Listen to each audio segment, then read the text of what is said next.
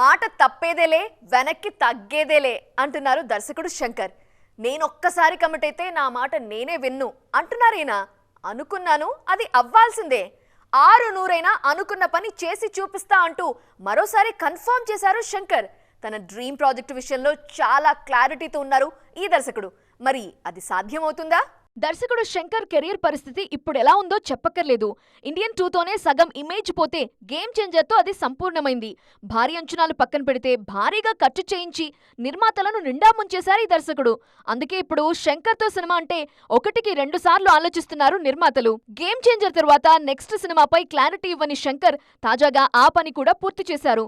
ముందు నుండి చెప్తున్నట్లుగానే తన తరువాతి సినిమా వేల్పరి పుస్తకం ఆధారంగా ఉండబోతోందని కన్ఫర్మ్ చేశారు శంకర్.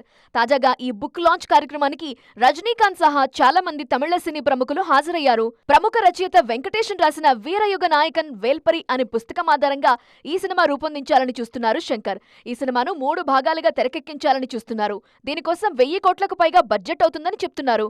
అంతా బానే ఉన్నా ఇప్పుడు అన్ని కోట్లు పెట్టే నిర్మాత ఎక్కడున్నారు?